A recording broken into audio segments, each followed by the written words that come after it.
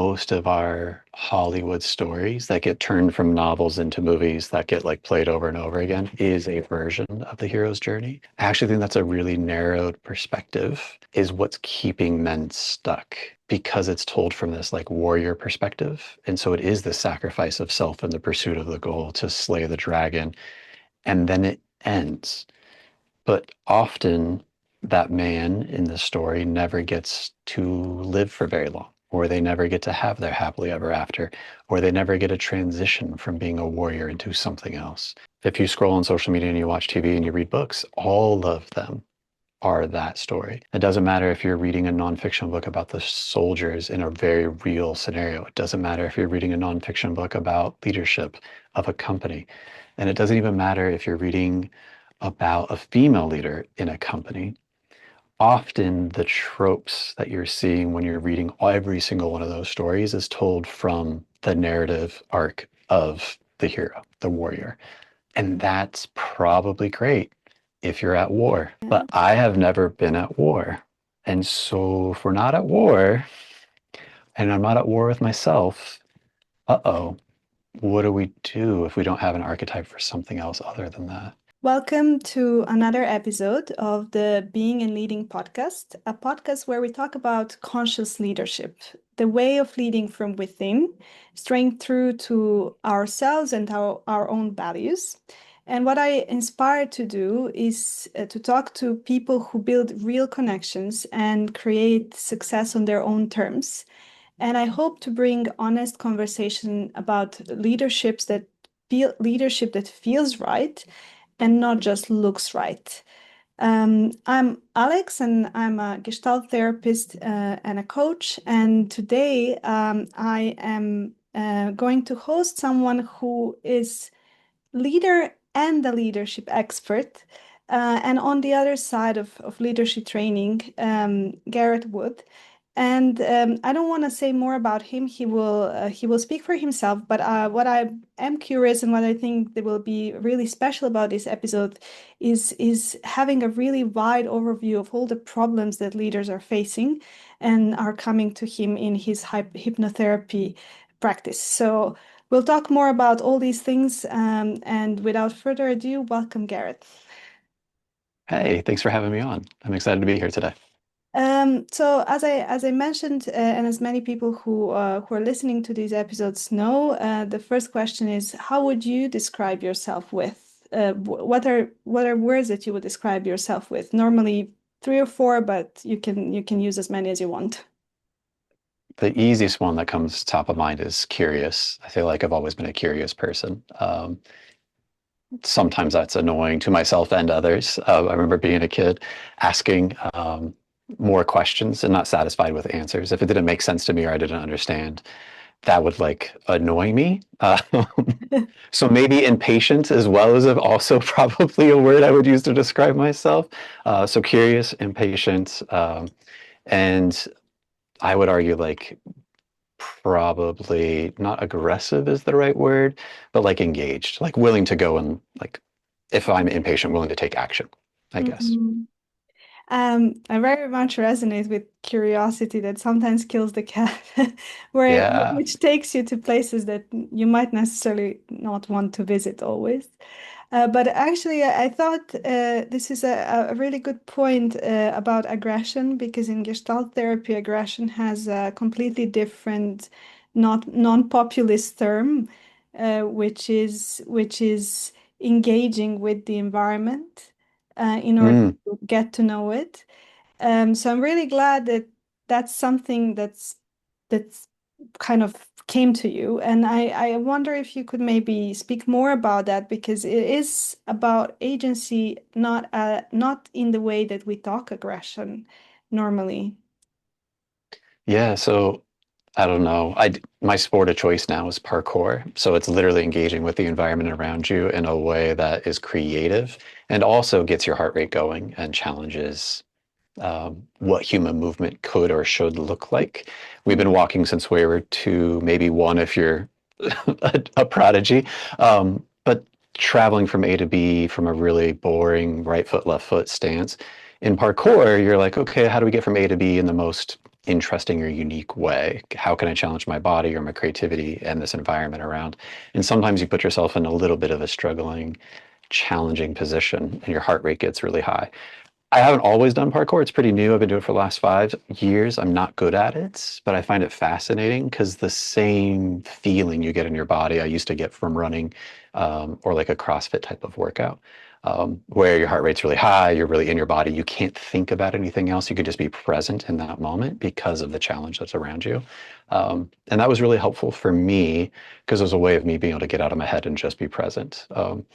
It's not the only way, and it can be harmful if it is your only way to be able to get out of your head, but it's definitely a viable way or a valuable way, at least for me. Mm. Yeah.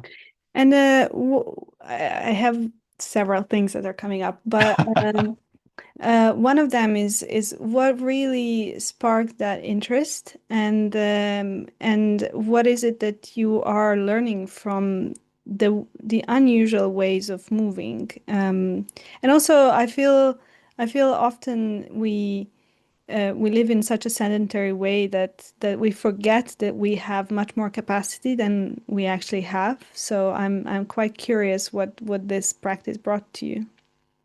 Yeah, there's a sports parkour league, which kind of has 3 different versions of one style. So how interestingly can you move? One skill, how skilled can you be at predicting rising to challenges? And then another one's speed, how fast can you move through these obstacles? I don't do any of those. I'm not competitive that way. It's more fun and exciting and explorative for me. But when you're watching these athletes, and it's such a small sport that you can also hug them and give them a high five because it's not something you're actively participating with them. Um, it's unbelievable the type of movement that these people can accomplish. When you're looking at like an action movie and you're seeing these stunt performers, often there's enough overlap between parkour athletes and stunt performers that they happen to be the same people, but they're not doing it on a movie set. They're doing it in real life on hard surfaces at height, not tied in. Um, and it looks really dangerous. But if you've known them and you've seen them progress year over year, moment over moment, they're not doing anything that they're not actually capable of. And so the rates of injury in parkour seem to actually be less per hour than other sports like soccer or CrossFit, which have a higher rate of injury per hour played, even though they take place on the ground and you're not moving. And so I think that's really fascinating because what I've learned is when you're at height and you are deciding, can I make this jump? I have the skill and I have the strength to jump 6 feet. Okay, so if we take myself 2 feet off the ground, all of a sudden that's more challenging. Nothing has changed about the skill or the strength. The only thing that's changed is the potential for risk of a negative outcome.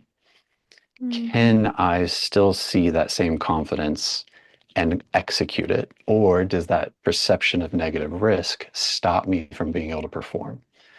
And I think that's a really interesting way to frame a lot of challenges that we experience. Our anxieties get the best of us. We're in a little bit different of an environment that challenges our ability to perform using the skills and the strengths that we know we have and being able to be comfortable with that. And what do you have to do to create that comfortability? I think translates not just from like out in a parkour gym or out in the street, but into almost every activity that you're trying to challenge yourself to perform in. Mm. Uh, can you say more to that? I really love the idea that actually the perceived risk is different, although it's the same moves that are required from us to Mm. do. Um, but what does it do that we perceive the risk differently? Um, and does it really mean that the risk is higher if our skill is the same? The negative outcome possibility, Yes. yeah, if it's 2 feet off the ground, you could hurt yourself. Yes. If it's Yeah. 20 feet off the ground, you can irrevocably harm yourself. If it's 200 feet off the ground, yes, it is now life or death risk. But Yeah. the skill, the strength, the capacity is all the same. Mm, So now the game that you're playing is how well can you manage your ability to perform, even though the risks are high, which is a different type of skill. That's actually the mm, skill of parkour. That's the real sport there. Yeah. because it's scalable and you can do it at any level. You don't need to be jumping off of buildings. I would never jump off of a building. That is not my perception of risk. But every athlete has their own appetite of risk. And so that piece of that skill of managing that performance is what the sport seems to be about for me, at least. Yeah.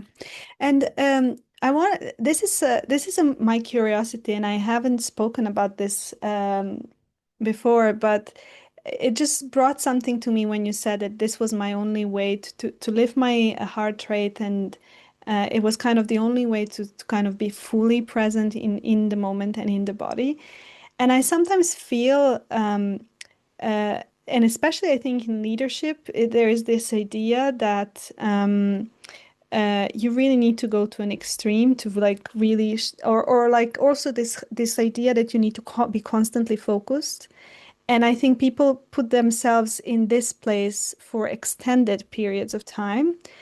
And in my view, from the knowledge of biochemistry, of trauma, or other things, uh, hyperfocus is a trauma state. And I wonder if people who have been brought up in hyper-focus environments, in traumatic environments, kind of go towards that because it just reminds them of something old, Mm. normal, without wanting to pathologize this. I don't, but I wonder sometimes if there is that kind of, this feels like the only way that I can touch something. It feels familiar. It feels something I know of. And so people stay in those hyper-focused places for maybe way too long. And I don't know, you can take off of whatever whatever resonated or not with you, and you can argue back. Yeah, I do think that people that have gone through like have a high ACE score, right? They've had a lot of adverse childhood experiences for lots of good reasons. I do feel like that comfortability in being in an uncomfortable situation is a skill that they've had. I do think if you've grown up, the scaffolding you've built in your brain and in your nervous system and how you respond to the environment, some of that actually feels normal or feels appropriate, or at least it feels like something that you have capacity for that many other people may not have.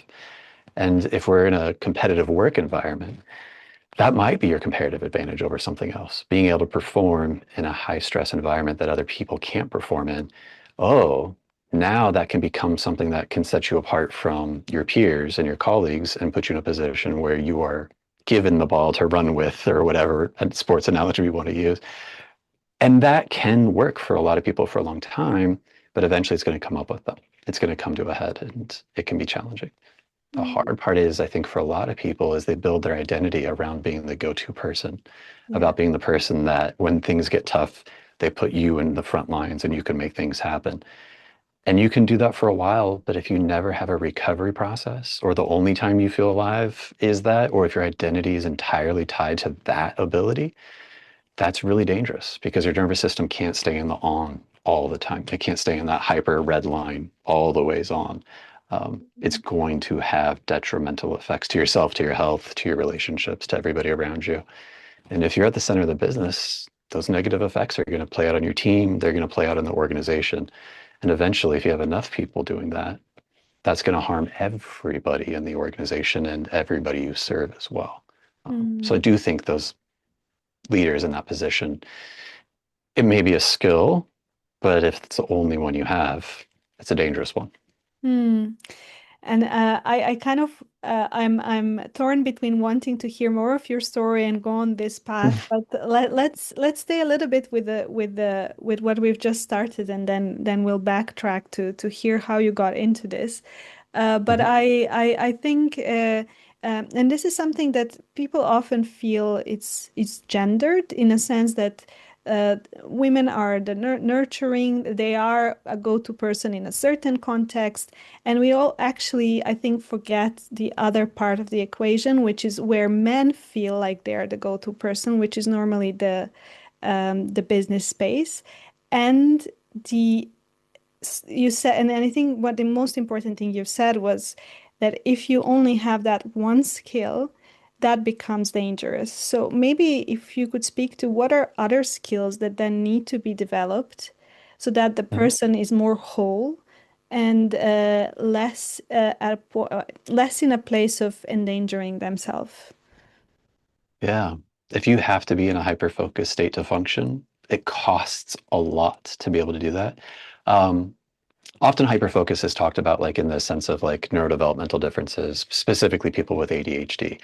They have executive dysfunction. They're not equally regulated on that. There's some impulsivity. There's some, it's not that there's not enough attention. It's that training it and focusing it and corralling it and like gathering it up like cats you've mentioned earlier, and trying to get them all in a line and work together consistently is really challenging for those people.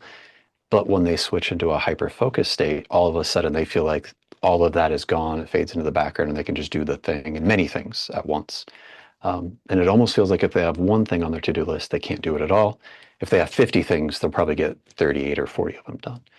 And that's great because it gets something done and we have to be able to do things in our life. But the cost of being in that state can be really challenging. Really challenging on your nervous system, on your sleep, on your body's ability to function, like on a cellular level. But it also shows up in your relationships everywhere. So, trying to figure out how to support yourself when you are not in a hyper focused state so you can still get other things done, I think is really challenging for people with ADHD and executive function. But I think it's challenging for most people where they've come from that background. You mentioned trauma, high trauma background, but where that hypervigilance has become a strength for them naturally. Mm. Because when they're not activated, they don't know how to activate it unless it's that all or nothing. And that can be really challenging because life isn't all or nothing. Um, if you try to pick up a glass and you're squeezing with all of your strength, it's going to shatter and cut you. We need to be able to attune to the environment. And so being able to regulate that and respond appropriately is really challenging for people. Mm. I know that personally. Um, I ran a lot to regulate myself, and then I lifted a lot to regulate myself. But when I was a kid, I read a lot to regulate myself. And so there's a lot of different things you can do. But when you take it to an extreme, the activity you're doing becomes as dysregulating as it is regulating. And now we're at a break even or net loss, which is challenging. Hmm.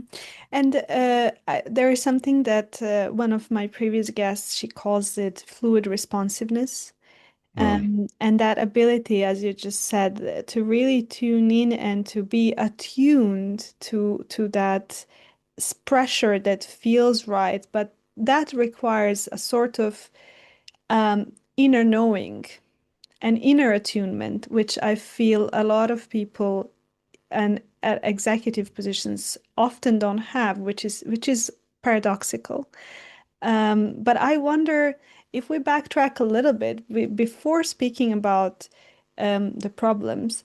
Um, I want to destigmatize and not shame ambition, but know when is it that we are crossing a line from ambition and interest into something that's negative either for ourselves or in extreme cases it's kind of okay for ourselves but it really really horrible for everyone that work with us. So I'm laughing because I'm just reflecting back when I was the boss, right? And I had a I had 7 locations that I was responsible for a team at, and I had to go and show up in person. And each location had quite a few different personalities, and they were very responsible for managing their own business and their own clientele. So there was a lot of their own insecurities that would show up. Um, and I will say that we were doing really well on paper. The P&Ls looked good. Our goals were good. For someone who likes tight feedback loops, to be able to know if you're doing well, to know if an effort you made was paying off, you could see the difference because you could see it show up in the numbers. And so it was really fun for me to be able to see if I chose this effort or did this intervention, oh, look, this is the result. And you would see it on the spreadsheets. And we are doing well. So that was great, except for I personally wasn't doing well. It was working 70, 90 hours, back pain, chronic hip pain, all of my coping mechanisms that got me to be able to feel relaxed or focused enough to be able to perform. I had reached the point of diminishing returns on. And I wasn't being a great partner, that's for sure. And I also didn't enjoy the relationship with my dog. So dog's a dog, and I was being a jerk to the dog. And I don't mean I was being a jerk to the dog, but I was frustrated with a dog being a dog with their behavior. My temper was short and fused. And then I got a little bit of help and some support. And after 90 days, the spreadsheets looked exactly the same, but my back pain was gone. My relationship was healthier. And what's really interesting for me is all of the relationships of the people that worked with me directly, and even the relationships that those people had with their team was better. And so it was very clear to me in that moment that if you're not okay, everything you touch is not okay. It's kind of the moral of the Midas touch, everything you touch turns to gold. In that story, it's like, oh, that would be great, returning things to gold, except for he touched his daughter and she turned to gold and he lost this like joy in his life, right? So it's kind of that double-edged sword of being able to perform, but at what cost to yourself? And then how does that cost everybody else around you? Mm. And what was necessary? Well, I assume a lot of pain, but what was necessary for you to actually be in the place for seeking help and seeking that support, and what kind of support? Because this is what I really want to emphasize and speak about, which is that people often assume that once they start doing therapy or coaching or anything like that, that they will lose their edge, that they will Mm, become less productive and they will not be able to perform as they used to. They will become softer, whatever word you want to use. But mm. you've mentioned that that hasn't been the case for you. So, well, two questions. First is what was the necessary thing to reach out for Mhm. help? And the second thing is what in the process has supported you to make an inner shift without actually things externally shifting? Yeah, so I worked with it was a health and wellness company that they were focused on providing for other executives that were in typically like fintech and like pretty high leveled executives at accounting and real estate. We were like right in the heart of city centers, all of our locations. And so anywhere you'd see a skyscraper, all those offices that are in there are the type of professionals we were working with. And they had a lot of time and money, and they wanted to invest that into their own health and well-being so they could continue to live a life that was worth living. But when we were there, we were seeing how burned out and overwhelmed and how much suffering their health was suffering, and then an extension, their emotions. So it's really ironic for me, or really poetic, I guess, to be helping support those people at the same time suffering from some of those same things myself. And the final straw came when one of the leaders on like our productivity sheets had been with the organization for 20 years, and he was let go. And he had been performing at top of his game for a really long time. And it was 2 weeks later after he had been let go, I was in an office in a meeting with one of his replacements. And we got word that he had decided to take his own life. And so it was a pretty big eye-opening moment for me to be sitting with his replacement after 20 years of service. And he had given so much of himself and his identity to this organization and his position and his efforts that when that was taken from him, he didn't feel like there was enough left over in his own life that was worth saving. And I think that was a big wake up call to see how intense and where this road that I was on, 5 years in, could be in 15 years if something didn't change. Um, I wish I could say that it was the request from my partner to be a better partner, because that would have been nice to hear those requests. Yeah. But at the time, that wasn't enough. I had to see how intense it could be if you continue down that path of being able to continue to perform, but at what cost to yourself. Hmm. This I must say I kind of really sunk in and really felt this story. It's I mean, I don't want to gloss over it because it's truly something that and you're not the first person that I'm speaking to. The person I started a podcast with, she has said that one of her coachee, she's an executive and leadership coach, has actually passed away during their coaching. Um, Mm, and the unfortunate thing that it is not unusual. And I mean, I don't have the numbers, yeah. but I don't think it's as rare as we would think it is. So I mean, one part of the hope is that um, with this podcast is that we can just raise awareness of what it means to perform, but actually perform just for the numbers and not for the internal parameters. Yeah. And yeah, yeah. Yep. And so that in that moment, that kind of it was a big wake up call, right? Um, Mm, and the idea of performance at the cost of everything else, um, mm, to the point where there is nothing left. Is that worth it? Right? Where if mm, someone's like, okay, what does success mean? And they're looking at all these external things and they're more than willing to show up and do what it takes to get there. And they pride themselves on being able to weather the pain and like white knuckle through it. And to what end? mm, Right. And so that's kind of a different, it's not can you do that? It's should you. And it's not can you do it, it's at what cost? It's not can you do it, it's not even what's the return on it. It's obviously not going to add up to something. And I think we've been so in our culture here, especially in the States, there's like a very strong like work ethic culture for so long that people don't feel like without work that there's like a lack of meaning making in their life. And it's really challenging to the point when people retire or they lose their position, they don't know what to do with themselves. When we go and meet someone new, the first thing we do is, oh, what do you do? Because we assume that that's probably the most important thing and the easiest way to talk to somebody. Because if we know their title and the projects they're working on, we can feel like we know what matters to them and what their values are and what their strengths are, because that's so ingrained in our culture that it's really frightening that that is without it what do we have left? And for a lot of people, they're actively participating in that myth, and they don't have anything else without it. So mm. that's it's pretty wild. And once you've started your own journey, uh, Mhm.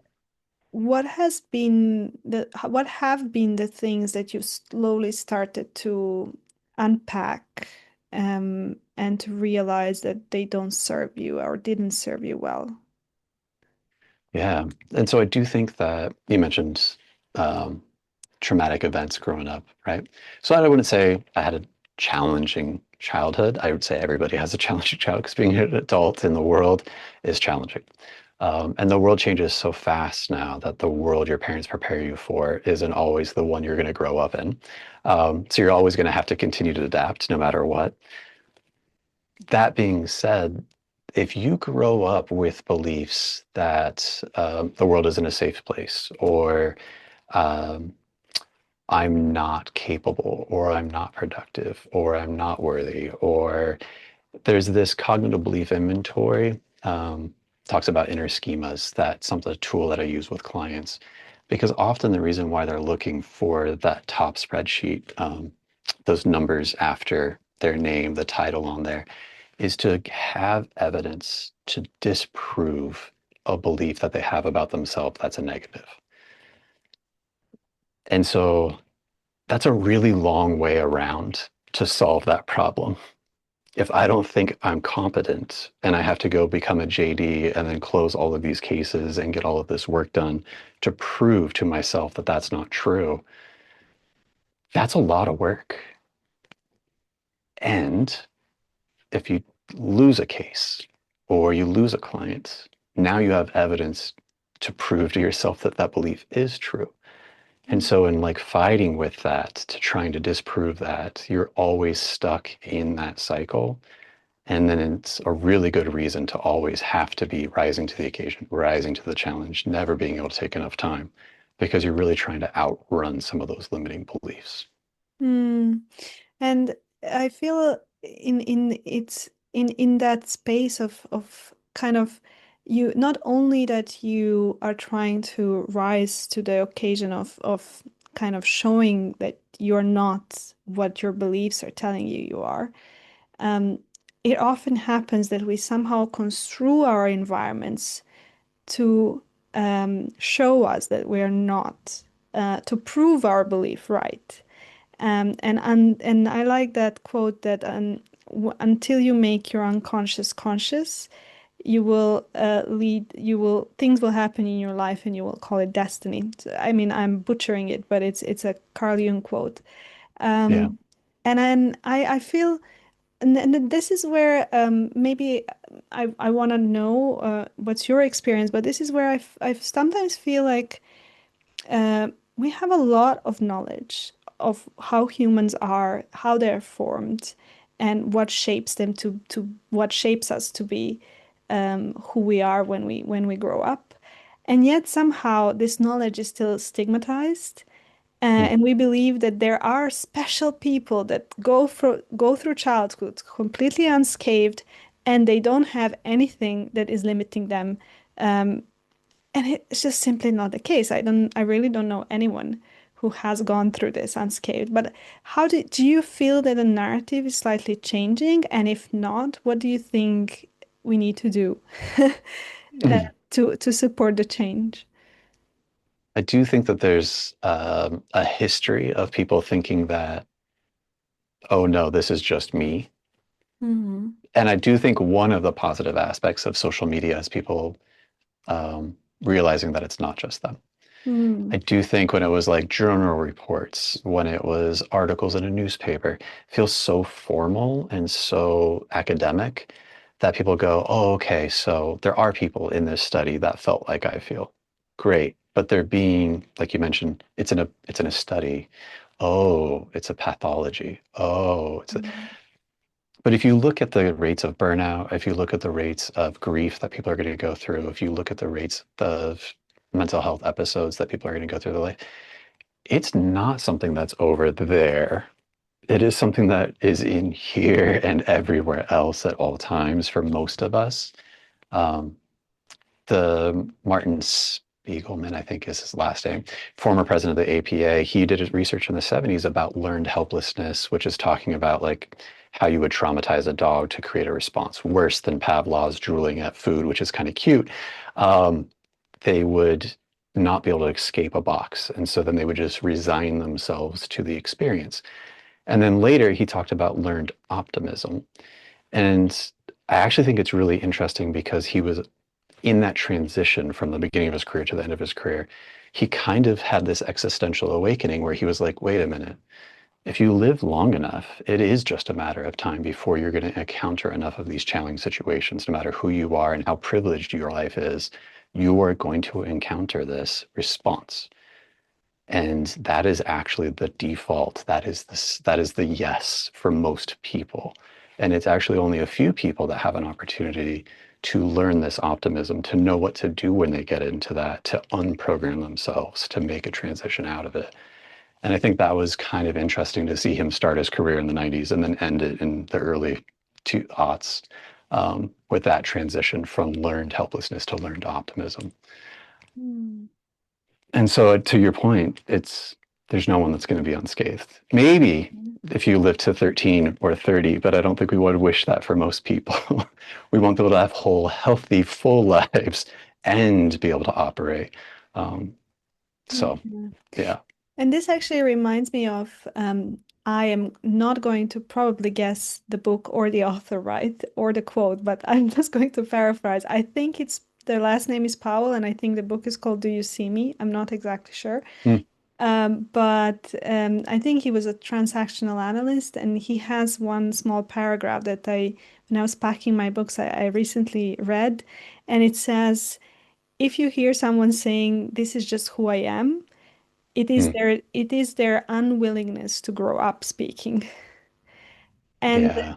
I really enjoyed that because I feel that I think in the ability to recognize that there are patterns, but they're not cages. Mm, It is, I think, a part of growing up and of agency. And when I see that unwillingness, I always wonder what's the benefit that this person is getting from the behavior they're in?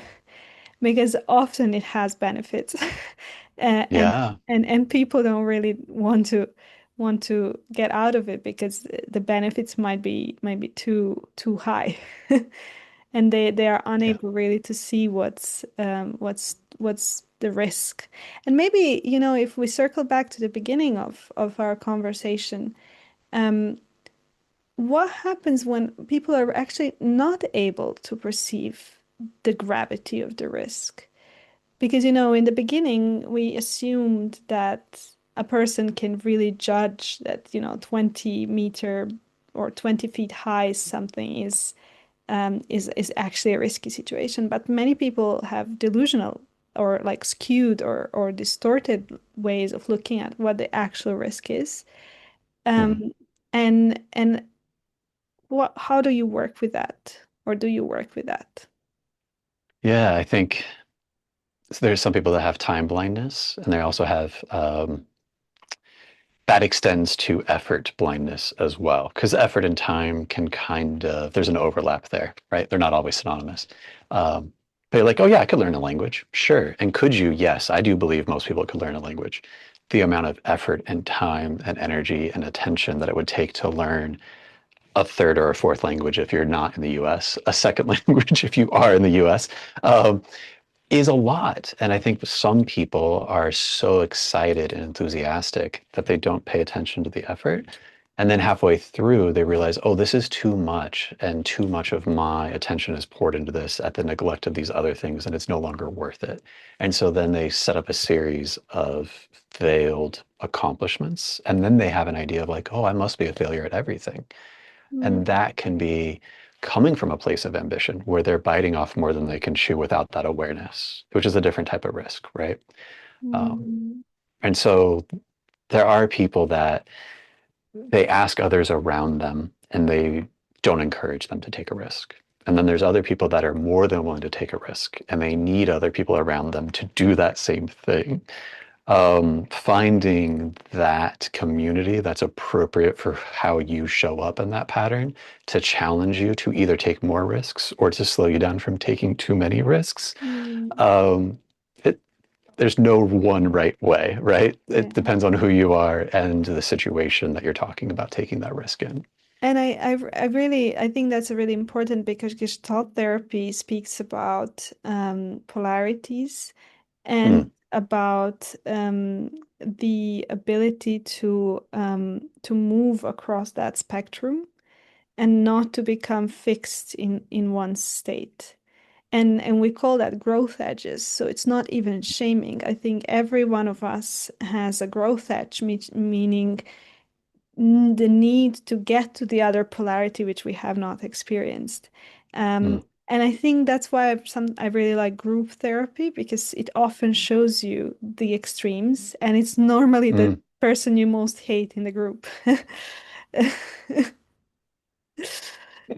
You're Yeah, like, wow, just take a risk, get off your butt, right? If you're that exactly. ambitious person. And then if that Exactly. ambitious person, like you are banging your head against the wall, harming yourself and everyone around you, just slow down. What are you doing? Yeah. Exactly. Nice. Exactly. Mm, And I was actually curious about to just backtrack on your journey and then to really go mm, into when do people come to you, but do you want to say more of how you transition into hypnotherapy and what made you retrain? Because that's actually quite a brave thing to do as well.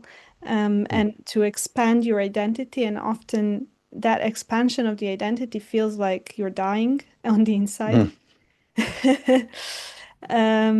And can be rough. Yeah. So Obviously I've speaking from been, experience. yeah, I've been lucky where I've found something that catches my interest and I can't not set it down. And I grew up in an environment where money was kind of always a conversation at the foreground.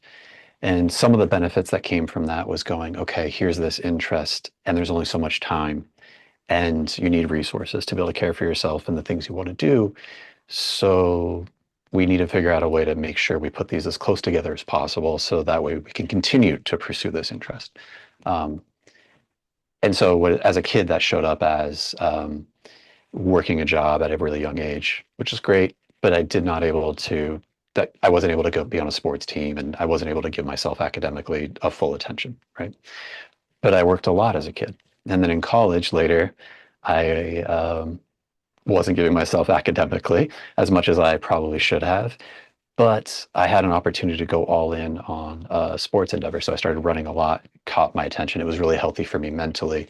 Um, it was able to get out of my head and some of the intensities that I have.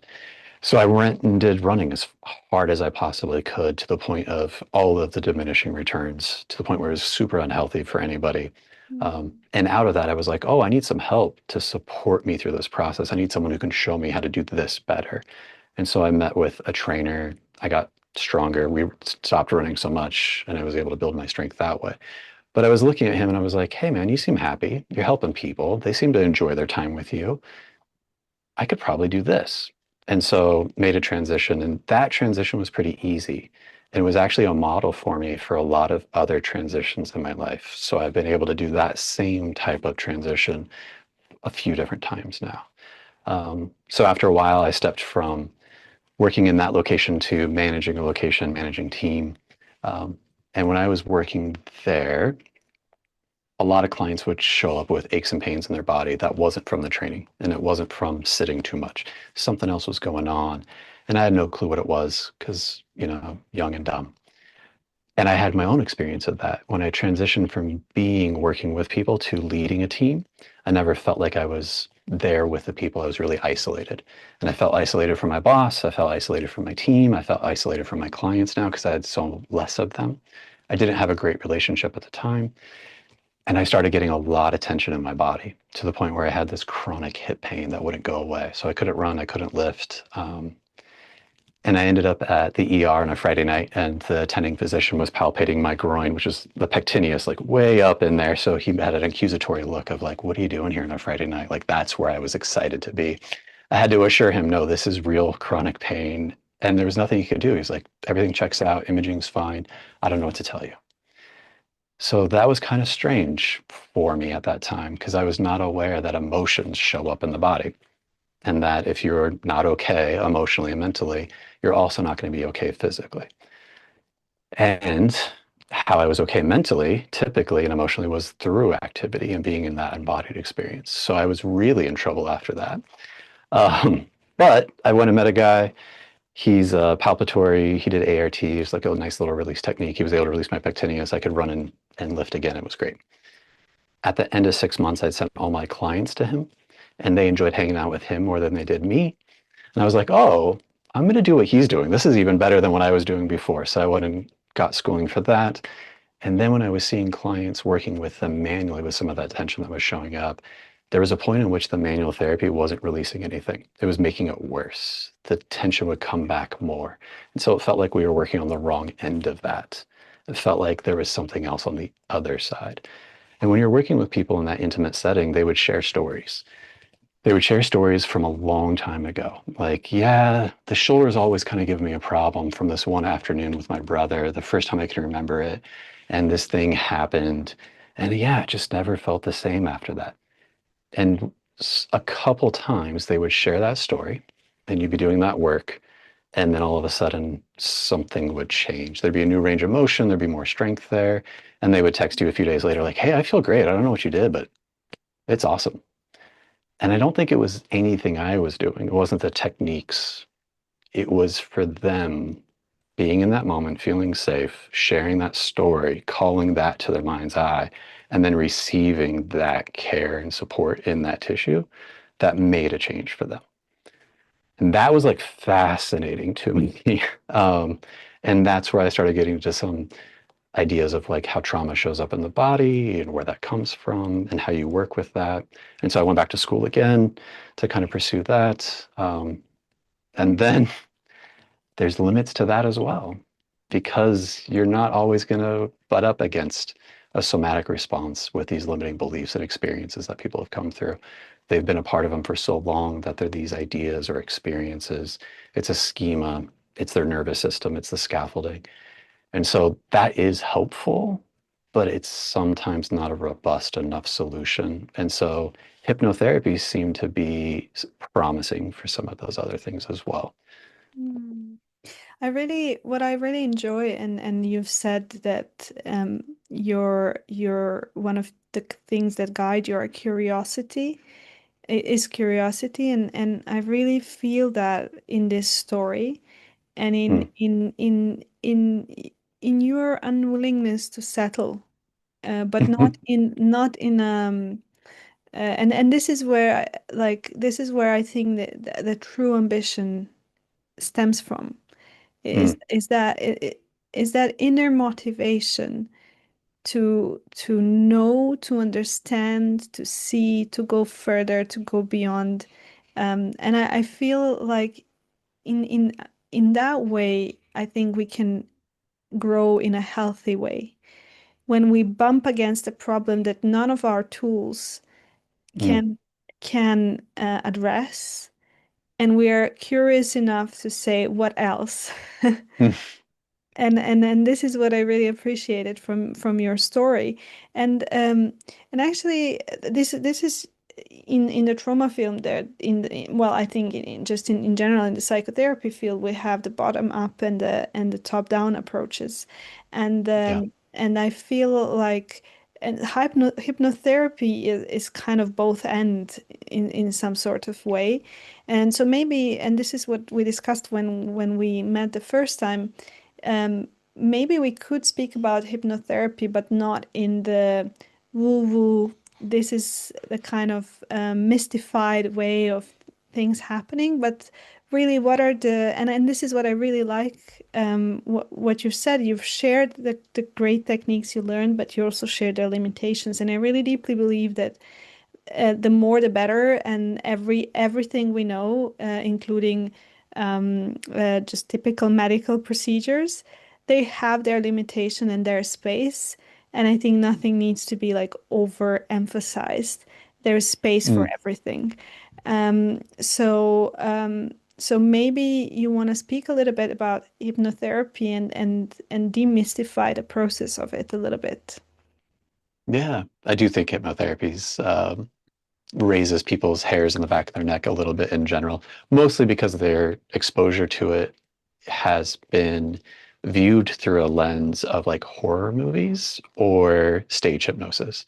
And so if that's the only two things you see, you're in trouble. So maybe part of my work is like out there talking about hypnosis as not that.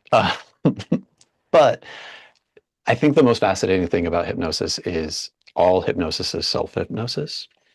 So hypnosis is a natural state that we go through every day. Every single person experiences some level of hypnosis every day. On your way to waking up and on your way to going to sleep is one example. You're going to pass through a state of hypnosis just to get to sleep and wake up. And it's for some people that never quite feel like they got all the way to sleep. They were actually in that state for a longer period of time than others that drifted off into no consciousness at all. Anyway, sleep.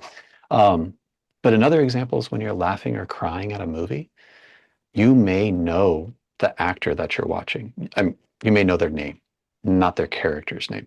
You may even know something about their personal life because we have so much access to these people now. You may know the history of their personal lives, all their former partners and lovers, and maybe even the names of their kids. You might remember them from other movies you've watched them in. But that doesn't stop you from putting all of that aside in that moment and being present with that character and having it feel something in your body that makes your body respond somatically through laughing or crying or your heart rate changing or your breath changing. That's a state of hypnosis. Mm. Being able to tune all of that out and just focus in and be present in that moment with that disbelief of being able to go with it. It's a Mm. normal thing. Yeah. Can you say more about the hypnotic state? If you were to characterize it, what are the elements that a hypnotic state has so that we can call it Mm. state? Yeah, so there's a couple, it's a spectrum, right? Mm-hmm. Sometimes athletes are getting in that state, they call it a flow state. Um, and you can see them just drown everything out and just be focused on that next thing. And that's a version of it. And I would call that like a very energized, active, engaged state. But that's not what you're experiencing when you're falling asleep. When you're falling asleep, it's a very relaxed parasympathetic response, very calming, very soothing, but you're not tied to your experience or your plans. Your mind is free and your imagination engages with it to wander off to whatever feels most interesting to it without you guiding it or putting those guardrails up. So if those are the two ends of the spectrum of hypnotherapy, and then a ton of stuff in between. Mm. And how does one, so I will ask the dumb questions. How does one use it therapeutically? What in it become makes it therapeutic? Yeah. If you're a person who's stuck in the on state, you find yourself in a constant state of hypervigilance, being able to have access to a way that you can respond to a parasympathetic state in of itself is therapeutic. Hmm. Hmm. And so now, what I'm curious is when people come to you, Mhm. uh, first of all, at what states and stages of their problem are they coming? I mean, I know that it's a broad answer, but Mhm. what do you mostly see? And what would you wish for people? What would you want more to see? Meaning, Yeah. which people you would want to see more or earlier? Yeah. So some people show up when they're completely burned out, like they have left their job and they are knowing they need to get back to work sooner than later, but they know that they're not ready to. Um, Mhm. and they're not okay. And they've done a lot of work. Historically, they've probably worked with a therapist. They've done some self-development. They are self-aware enough to know that they need more support. Um, and I think that's really valuable. I wish that they had gotten more support before they got to that point. And so sometimes people are like performing well, but they notice the effort that it's taking for them to perform and they're tired of it. They're kind of not necessarily exhausted because they're not completely burned out yet, but they have seen it before and they know that if they don't do something now, it will end up there. Mm. And that's great. Or they have a very acute thing that triggers their feeling of being in the hypervigilant state. And now in their new position or in their new work, they're having to do more of it. And the amount of effort it takes for them to get ready for it, do it, and then recover from it is more time than they want to dedicate to it that day. So that might be public speaking, that might be leading meetings, that might be where you shift from being responsible for the work to being responsible for the people. And that triggers your own insecurities, imposter syndrome, perfectionism, those types of things. And you're no longer okay with your coping mechanisms, whether that's working out, whether that's more coffee, whether that's more cannabis here in the States that people are using more and more to try to take the edge off of the day now that alcohol is falling out of fashion from like the martini lunches that people used to do in the 50s. Um, if they want to do something that's has more benefit and less downsides, less diminishing returns, those are typically the people that I see. Mm. And actually, this is something I just had a thought about today. There was someone smoking next to me, and I just had this aching thought of like, there's so many healthier ways to self-soothe. Hmm. Um, I wonder where are we doing what are we doing wrong as a society that we don't promote them?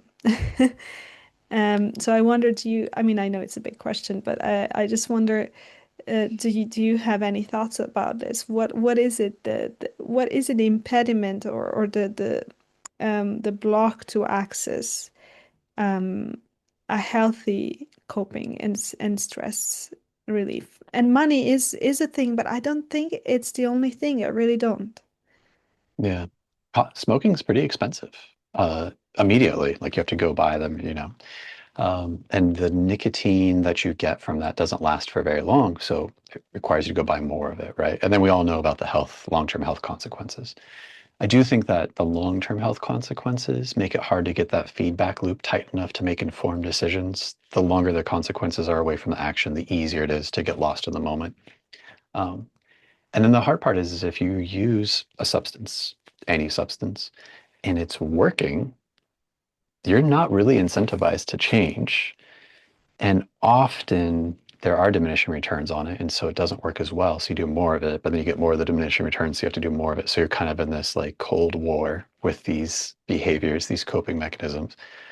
And then also it's a really indirect way to deal with the actual thing. And Mm. so the hard part is the actual thing is probably getting bigger and bigger and bigger and bigger. So now we're really in trouble, um, because we have this crutch that we need to be able to function, to be able to just survive. And the real thing that we don't have the energy to accomplish is getting bigger. That's a recipe for challenge for most people. Mhm. Mhm. Do you want to add And something? I was going to say in junior high, you know, 13, 14 is usually when people start smoking here in the States. And that's when most people are going through a lot of emotional changes. A lot of their impulsivity, their emotional regulation skills are terrible. Their part of their brain doesn't really work yet, and they're having all of the emotions. And Mm. so they're like, well, I need to do something that works. And they reach outside themselves. I think maybe if we had programs that helped kids directly with emotional regulation that was tied to how the brain and the nervous system developed, and it was a part of their day, we probably have less of these coping mechanisms later as adults. But um, sometimes people go into therapy to deal with the other people in their life. So it can't just be one kid doing that. It would have to be a large systemic change. Yeah, and I always mention this really funny video. It's in Serbian, but it's a boy who is being interviewed, and he says, "You know, I'm holding a secret." And then the interviewer asks, "What's your secret?" And he's like, "I've been a baby." He's like, "Really? And what are you now?" And he's like, "Well, I'm a grown-up kid." And I feel like a lot of us are really walking the world, kind of hiding that there was a time where we have been helpless and dependent, and are really kind of um, not kind of not really admitting that in those times we didn't really get the skills to know what to do when we have big feelings. Um, and it is it's simple things, but as you said, the longer we put it on hold, they become really, really big and really complex. And then yeah, then facing them really feels overwhelming.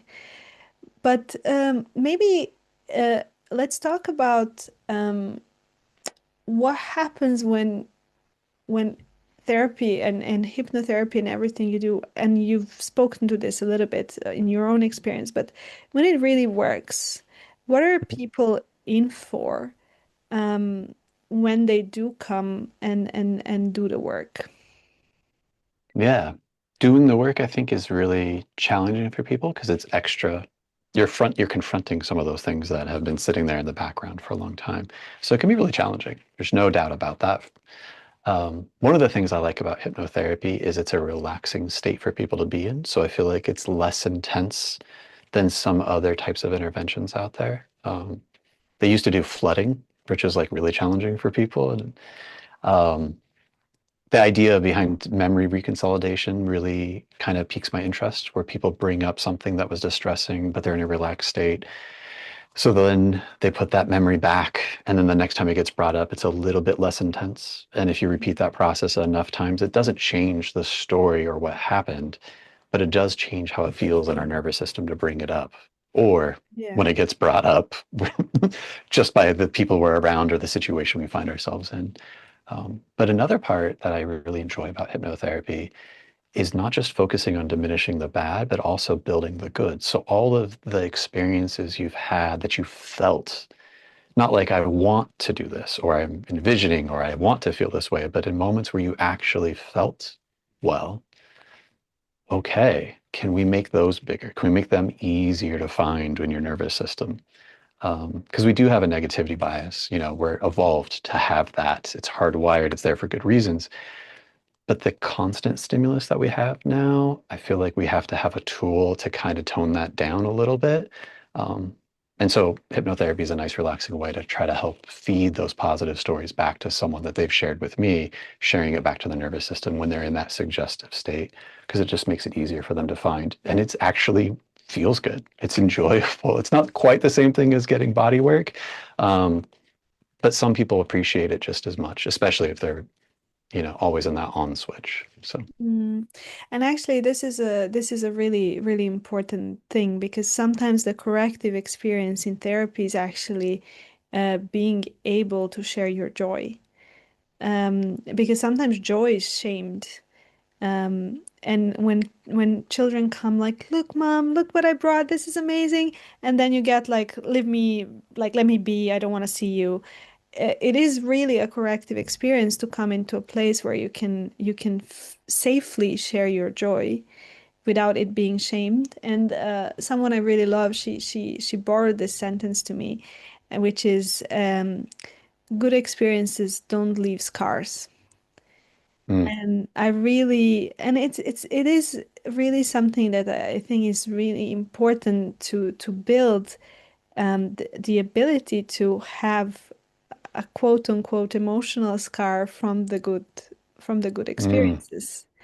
And I think it's a really difficult challenge because I think the ratio is something like you need to have about 5 to 9 positive experiences and one bad. So it's really needs. I don't know if where I have that from, but I think it's the Gottman research or something. Um, and it is a really heavy load too, but I think it has to be a conscious choice. And I wonder, um, I wonder how does that technically, practically work in your sessions? So how does it, because that's where we can then consciously choose to bring something good and to really embody it, not just to kind of scave it off and just shake it off and just be like, oh yeah, this happened, let's go for the next thing, but to actually really, really be with it. yeah. And I think you said it right there. What it's the opposite of when you come to the parent with a joyous activity and they like either don't acknowledge it, don't engage, or don't savor it with you. So they can actively discourage you, or they can passively not engage it, or they could actively encourage you. Like, Mm. what do you mean? Oh, what? Oh, you did this cool thing? Oh, how did you do that? What does it feel like to do that? Oh my gosh. Like that active engagement of those positivity, making it not just like going, oh, great, but like building it, expanding it for that person, allowing them to go back and do that. And there's some things like appreciative inquiry, which is kind of focused on doing some of that. Um, but I do have a practice where I ask people to share their stories from 0 to 5, 5 to 10, 10 to 15, 15 to 20, and beyond. In that age, is there a time where you felt like fully alive? What was Mm. it? Okay. And like describe it to me. Where were you at? What was going on? How did you feel? And it takes them a while for a lot of people to be able, usually 15, they can find some, 20, 25 is easy. But it does seem like the further back they go, the more challenging it becomes. Some of that could be attributed to memory, but some of it could also be from other things. They didn't always have that environment that they had that access to. I obviously have a selection bias with the clientele that I see, right? So, Mm. um, but taking those stories and then putting them into hypnosis and feeding those stories back as part of their hypnotic journey, so that they can go back and re-experience them again. And then there's that internal family systems where they talk about different parts of ourself showing up and acting, right? And then taking control and acting from that place. And I really enjoy that as a metaphor. I don't know if I believe that we all have a bunch of little people in ourselves, actual little people. But what I do believe is that we probably have like neurological circuitry of experiences and how they show up and what part of that brain and that circuitry is running at that time, that program, that response makes sense to me because that's how we learn all of our skills. And so being able to take that capital S self within back to each and every one of those memories and then allow that capital S self to bring those forward as they move through. I do think that we're bridging the metaphorical and the neurological in that hypno journey. So it does make it easier in the future for them to spontaneously access that part of themselves and that programming, um, without effort, without like conscious CBT, like, okay, so here's the thought I'm having and I'm going to challenge it. Mm. Because not everybody has time to do that. And if you're in a triggered state, you don't have the capacity to be able to do that top down work, right? So, Yeah. yeah.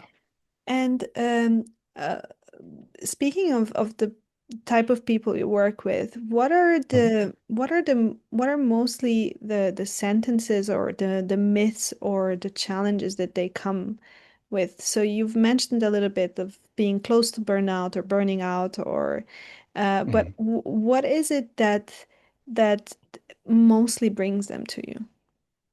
So if I had to reflect on the most common kind of things I see on the CBI, it's actually really high in competence. So I'm good. I can do things. If I work hard, it's fine. And it's also really low in belonging. I don't know if I fit in. Mm. And then another one is worthiness. I don't know if I'm always worthy.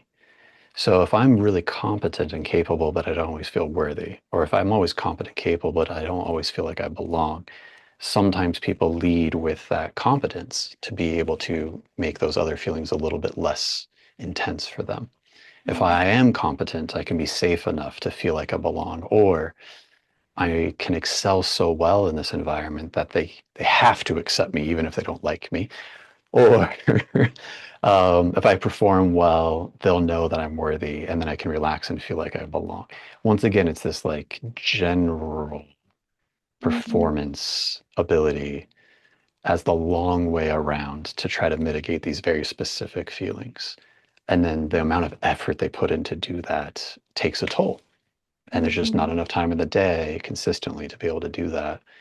And at a certain point, they're performing not because they enjoy the work or because they want it to do well. They're doing it because they need to fulfill those needs that aren't getting met any other way. And so I think that's where the most consistent, and that's not true for everybody, but that's the most consistent thing I see. That's probably about 30% of the clientele is a version of that story. Um, Mm. And I wonder, I really like, so Terry Real speaks about the type of people where, the people where we need, where, or as we discussed, the polarity, the people where, which we need to bring up and increase agency, but also yeah. people where which are grandiose, and we need to help them to get down and understand where they can release agency. And I wonder, how do you work with those, well, extremes? Because I think both of them show up in our practices. And I know that the one which is grandiose is actually much more rare to show up and needs more leverage. So how Mhm. did you build that leverage when the grandiosity is really high? Uh, yeah, the grandiosity piece is really interesting because Mhm. we're talking about what appears to be like an overconfident person, but it's coming from a like lack of like robust, Yeah, like sense of like self. yeah, full sense of self, right? And Yeah. so it is overconfident in a very narrow slice. Um, and that's really interesting because they actually are able to perform really, really well in that super narrow slice. And then when they step outside of it, they notice that they don't do so well. So there's no incentive for them to do that work. And then they sneak right back into where they do perform well. So it's really challenging to try to get out of that tight loop for a lot of people. But I know for myself, because I've been a version of that.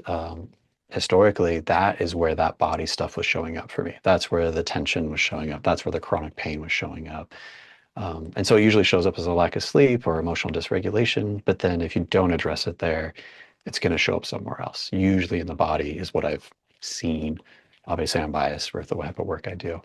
And so talking about it through that lens seems to be really helpful for people. And it's not this idea of like, you can't perform. It's obviously you can, and it's costing you this. If we can make this performance just as good, if not better, and cost you less for your body, for your health, would it be worthwhile? And people seem to really understand the value that that could provide for them. Mm. And do you see that slowly becoming part of corporate culture, or is that still a very slow process? I believe that individuals that work in corporate culture are starting to see the value of it. I do not think that the systems here in the States are making that a part of an integrated part of the work that they do. Mm. Mm. And Um, what do you think are now because part of the podcast the podcast is called Being and Leading, and I think we really talked about the being, and Mhm. we've really talked about um, how much it's really necessary to know how we are being in our leadership role. But what do you see um, as leadership, and how would you define it? And how would you, if you were to choose leaders, what would be your parameters to do so? Yeah.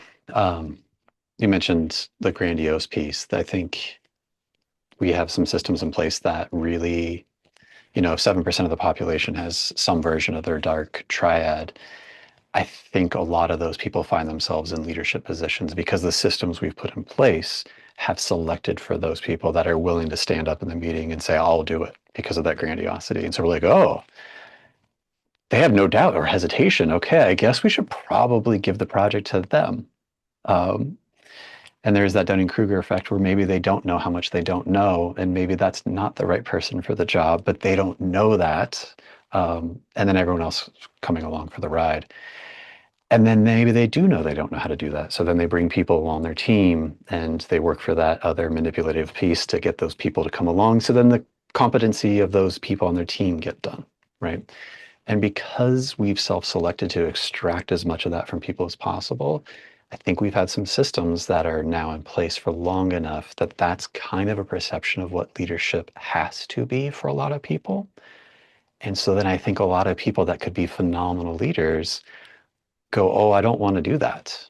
That's not me. If that's what it takes to lead, then leadership isn't for me. And I don't think that's actually true. And I don't think those people are good leaders. I don't think they've ever been good at leadership. I think they've been good at extracting value in the short term and building their reputation off of a lot of people coming in and out underneath them. And that is really challenging to try to see like a large scale change around. So my hope is that some of the people that want to lead but aren't those type of people that don't want to lead that way are able to kind of work through whatever's stopping them from raising their hand and offering their support and throwing their name in the hat to lead. Because Mm. I do think that when we think of leadership as like a relational type of dynamic, and if someone's distressed and they turn to their leader and their leader can calm them down, they can relate to them, they can be with them, they can regulate themselves, and then help that person get regulated, that person can now go back to work and do even better work. And so I do think a leader's job is to actually be the secure attachment figure for the people on their team. And that the best collaborative effort is when all of those people can do that well.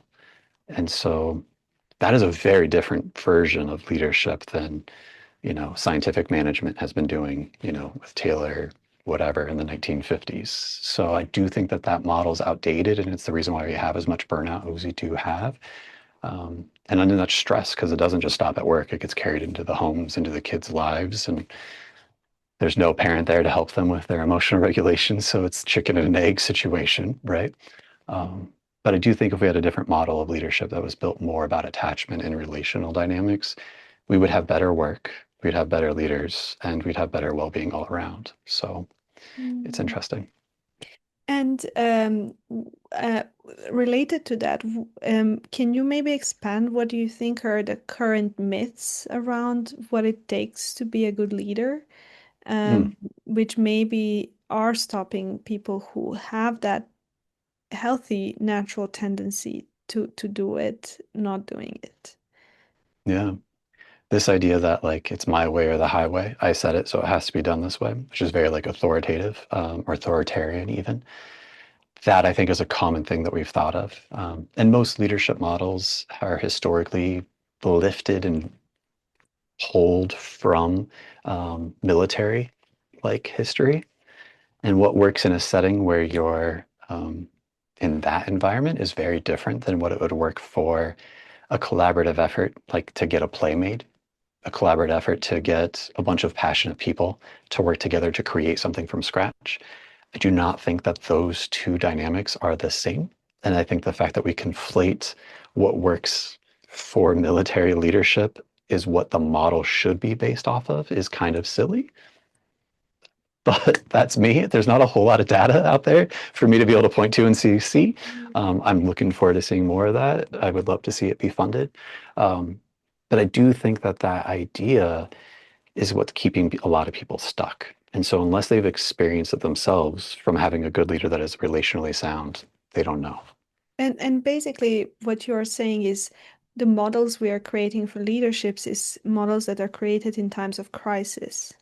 And therefore we behave and set up systems that are kind of setting up for feeling like everything is a crisis.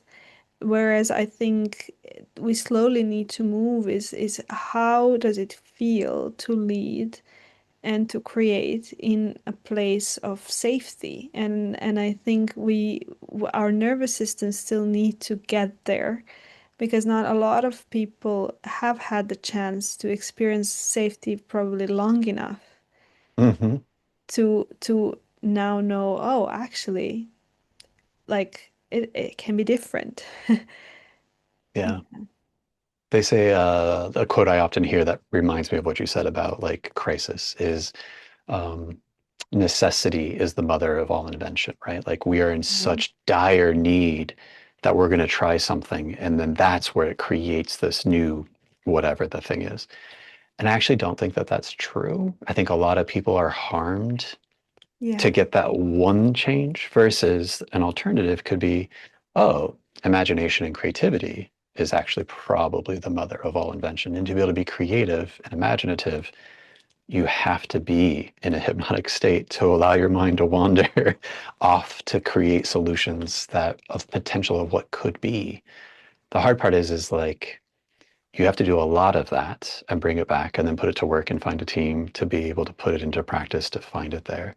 And in research, you talk about that, like general research versus very specific or applied research, and there's that gap. And a lot of people have a hard time because that feedback is so far out that it's hard to see the value or the benefit of it. But we definitely are able to see the costs of requiring it out of necessity and crisis and how many people are harmed by that. So it depends on what feedback we're counting as what works, right? What Yes. were we measuring? Yeah. Yeah, and actually, if I may add something that I spoke to one leader and asked advice and he basically told me, well, why would people change fear-based strategies? They just work. And I think that that's the problem. I think if you have a hammer, everything you see, if the only tool you have is a hammer, everything you see becomes a nail. Yep. So if we only know how to lead in fearful states, we will do it everywhere at any cost at any time. So I think it's important to learn from those military strategies for states of crisis because they probably know how to do it best. But Sure. I think there needs to be some trailblazing done for leadership and creation of new tools so that we don't see every situation as a crisis. Absolutely. Yeah. Yep. Yeah. Absolutely. I'm wondering who have been the people where you've mentioned one of the coaches that you worked with, but who have been the people that shaped your approach to leadership and to working with leaders and to thinking about it? Yeah. So there's a Dr. Bruce Perry. He's written a few books, right? And he's hung out with Oprah. So he's famous because Oprah's made him famous because she has a nice big Platform. platform to, Yeah. yeah, which is great. But in there, he has the neurosequential model that he uses to work with traumatized children, where to be able to be in a rapport with a child, he has to be regulated, they have to be regulated. And then you have to be able to make a connection or some type of rapport, which every therapeutic intervention requires that relationship. And that doesn't matter if it's a surgeon or an anesthesiologist. If they can make a connection at the bedside with their patients consistently, their insurance premiums are less and their patient outcomes are better. So that like rapport in every relationship is the secret sauce for anything to be effective when it comes to human connection. And if we have both of those, then we can do the cool thing that everybody wants to fast forward to in leadership, which is the reasoning through it. Oh, okay, you're having this problem. Great. Here's this solution. Okay, let's go do that. And people want to skip those first two components. And in doing so, they set themselves up for some very serious challenges. In a moment of crisis, those two are really hard to do. You wouldn't want to regulate because you want to stay activated. And you don't need to have the report because you're in it together already. So it's already innate. So then you can just do the action, go do. But if we're not in that state of crisis, we can't fast forward to that. And so Mhm.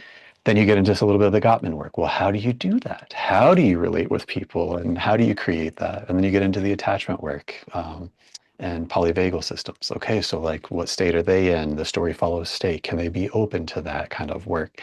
And there's a researcher, Una Mikulski, How to Be Met as a Person at Work. And she has a lot of Wow. work around attachment and leadership and the different types of bonds that we build in that environment and interests. And she talks about one of them being sexual, which I think is really interesting because when we think about a lot of affairs, most of them seem to come from Work. workplace dynamics. Yeah.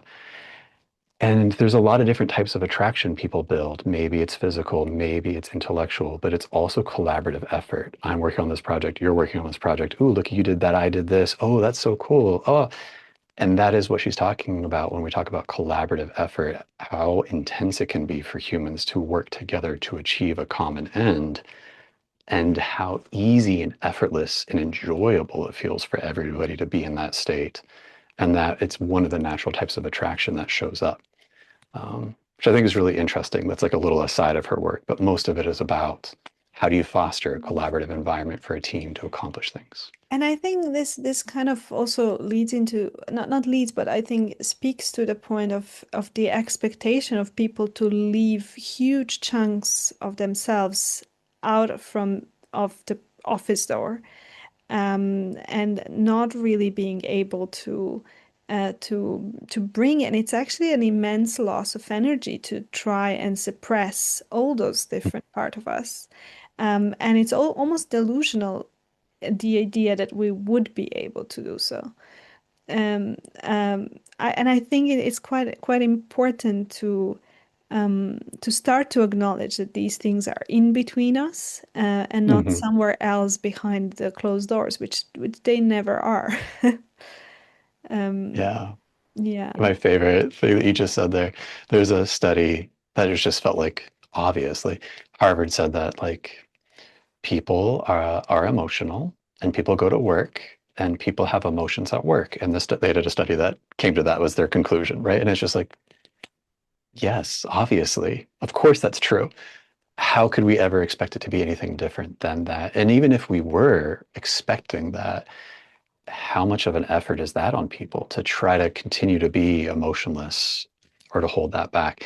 Some of the original studies on burnout are about that effort that it takes to suppress those emotions to be able to continue to perform in those environments and not having a place to account for that. Mostly in healthcare, you don't want an ICU nurse and a surgeon, you know, responding in real time to the horrors that you're there seeing every day. But if they never have a place to be able to respond, that is also detrimental, right? So, Yeah. And I always just thought, and especially the medical system, which I unfortunately have the moment of navigating right now. But I'm always thinking, um, about how much we put into sports and into AI at the moment, or into all of these things, but actually the people who are really there taking care of us are doing 12-hour shifts. And I just wonder, how have we never made this more people with um, shorter shifts?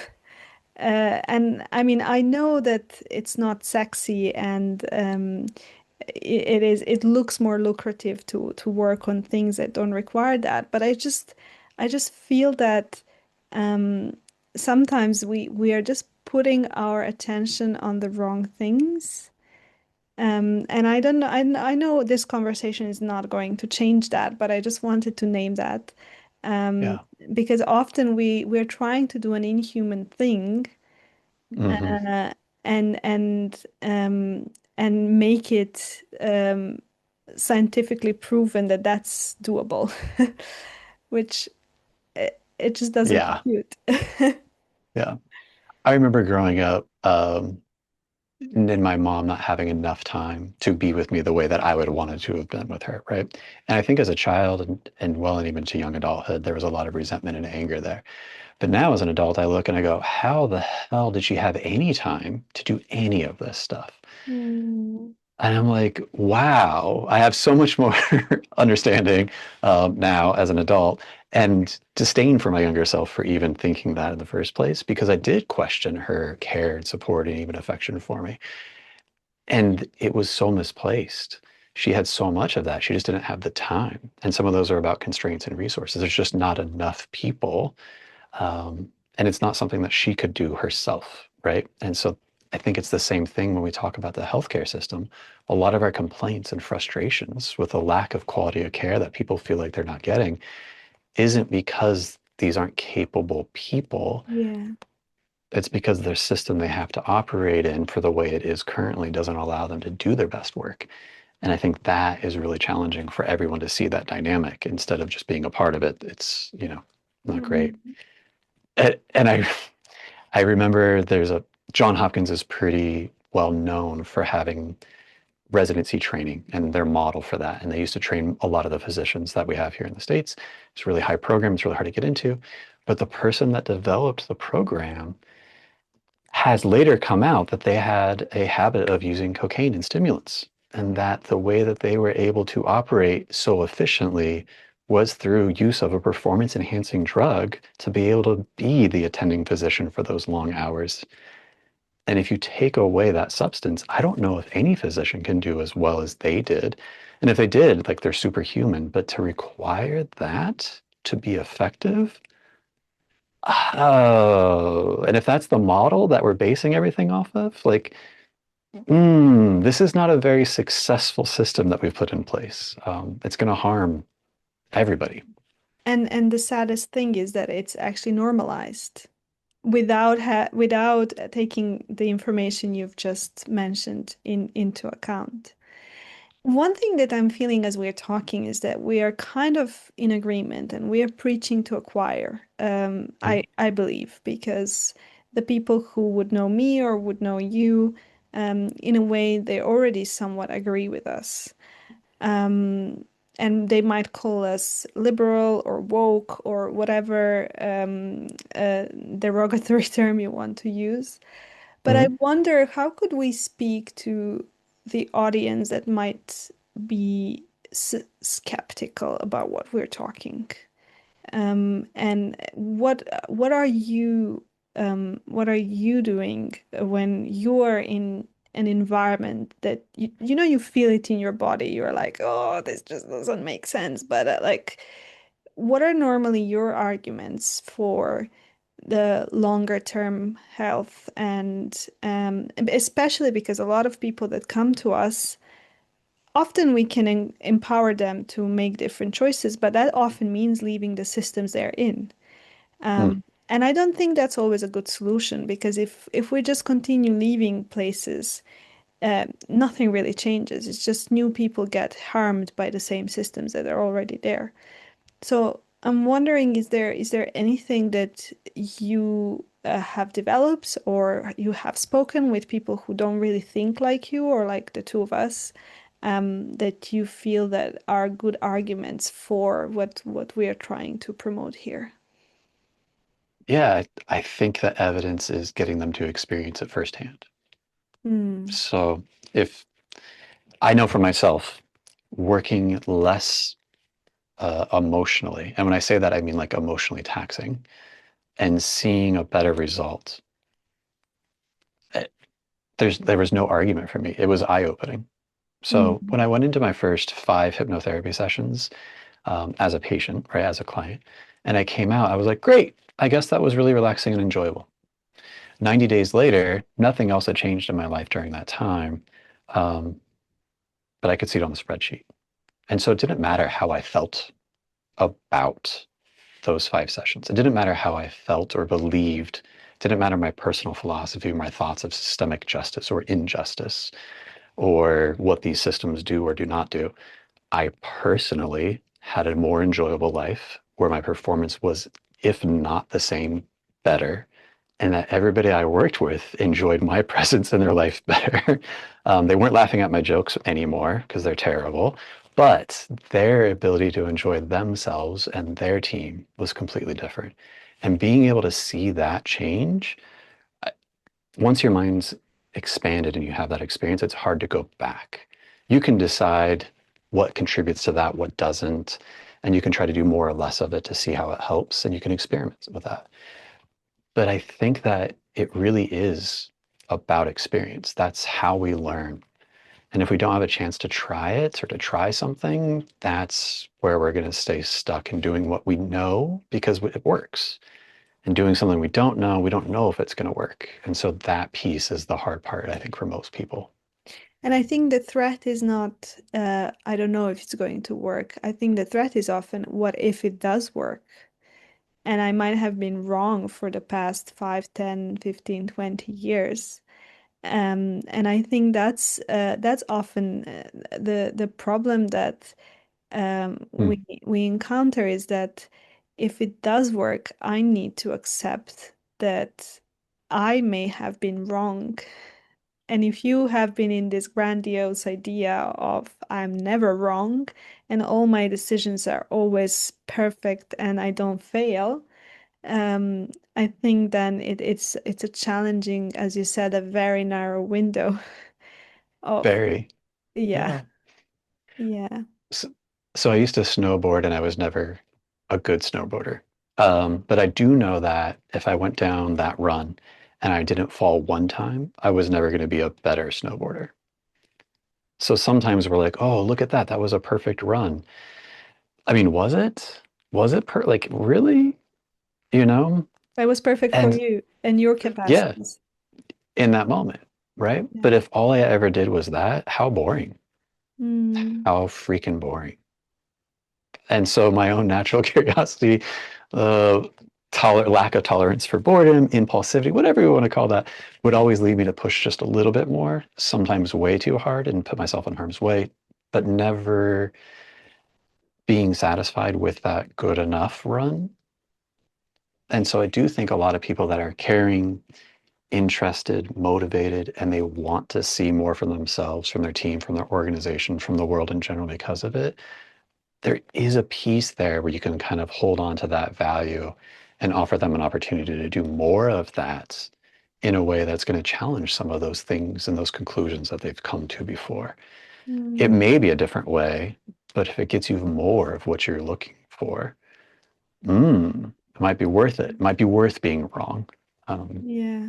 And I actually, as you were saying about this, I really like the work of Dr. Becky Kennedy and the idea of good insight. mm, And I really think it's is important. Uh, I really believe that 95, 97, 8% of people are truly good inside in a sense that there's always a good part of them that we can side with. Um, to then hopefully develop and take care together of those parts that they might not be proud of. And I think that's something that is really important is siding with those parts of our clients or even those parts of ourselves that are great, that then we can use to hold those parts that we might not be so willing to accept and to look at. And I think when we speak of executives and I don't want to gender it, I don't think it's always men. So, but I think when we speak of that, I think it's always a lot of them they actually really care of having impact and have doing mm, something good in the world.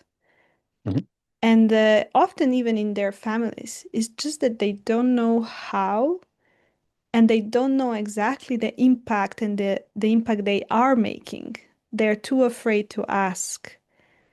mm, Um, And I think that's maybe something um, that I see in this work is the ability to really see what is the impact that I'm having, um, rather than what's the impact I think I'm having.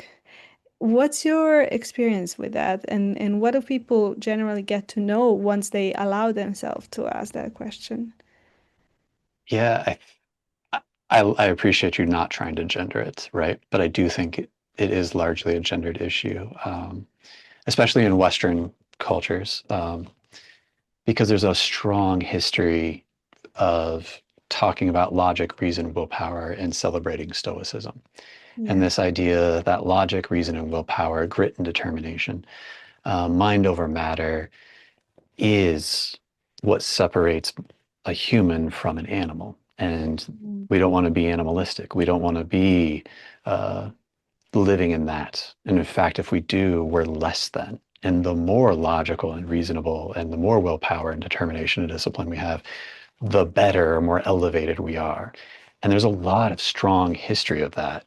Descartes' cogito ergo sum, I think therefore I am. I'm not a body. I can just be this purely rational, reasonable thing, is this idealized state. And I do think that that's a big myth that a lot of people have built. Their beliefs about what it means to be a man and masculinity and a leader. And Mm. it's really challenging because if you take individuals that have had their ability to feel emotion taken damage, brain damage from concussions and whatnot, and they just actually have reason and they have nothing else, they can't actually make any decisions. There's a book, Antonio Damasio, I forget his name. Yes, Um, yes. The yeah, master.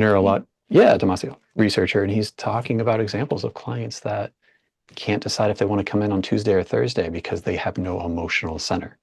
So they literally cannot reason without emotion. But when we think of them as two separate things, and we try to discount one as not worth feeling or engaging or understanding or communicating or experiencing, one, you can't do that. It's going to show up. And if you're not acquainted with it, it's probably going to show up in a pretty detrimental way, which makes you push even further away from it, which makes it shows up even more of a detrimental way. And so we get back into that negative feedback loop. But even if you were able to do it, it still wouldn't make you successful. It still wouldn't make you able to accomplish it.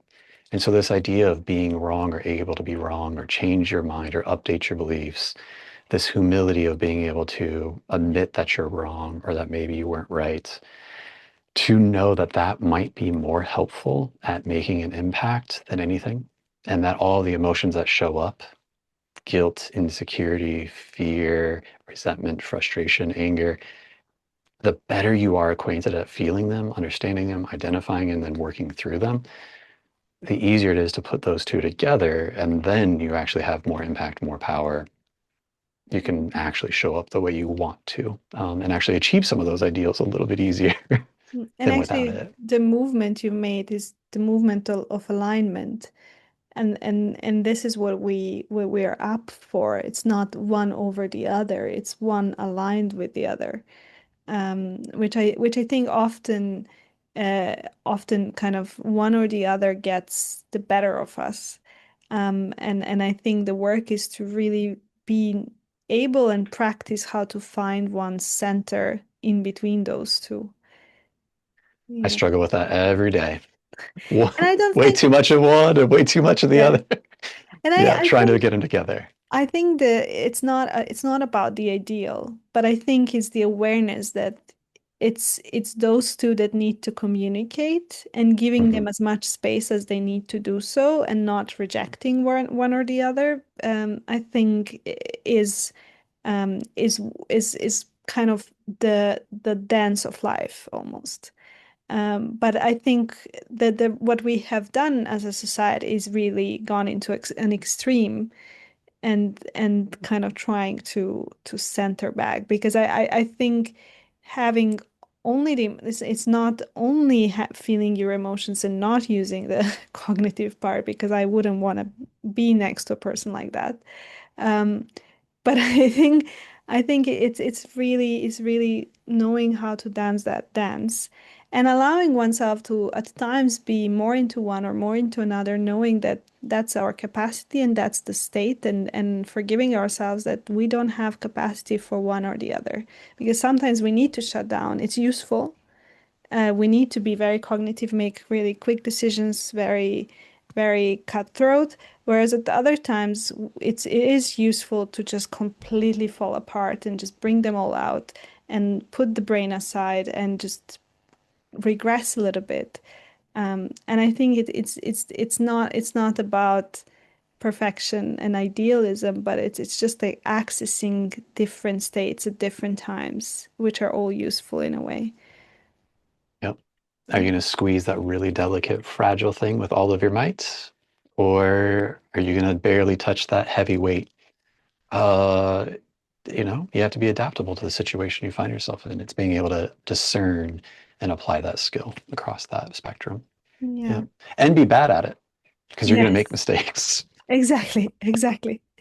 Um, I wonder if there is anything that you feel like we haven't covered, because I kind of feel satiated, kind of satisfied with like all the things that we've gone through, but there might be something I'm missing. So is there something that, if someone would have given you a mic and you were speaking to a million people, which is not my podcast, but never mind.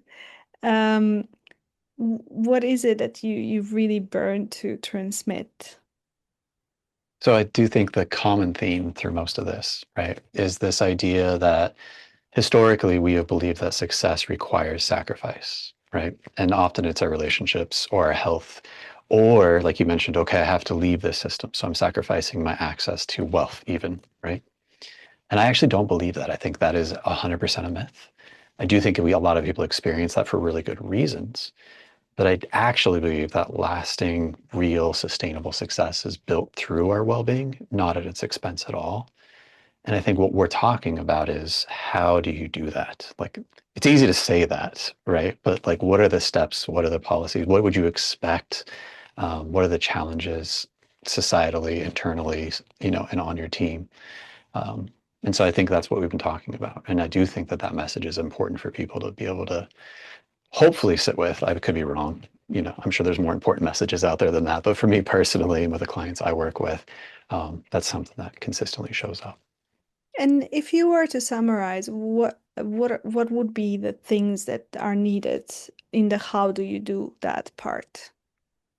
Yeah, I would say the capacity to be able to get into a hyper focused state so you can perform and knowing how to turn it off as well and being able to have that full spectrum and then the time to be able to discern when and where to use that in the moment and the willingness to make mistakes and continue to show back up.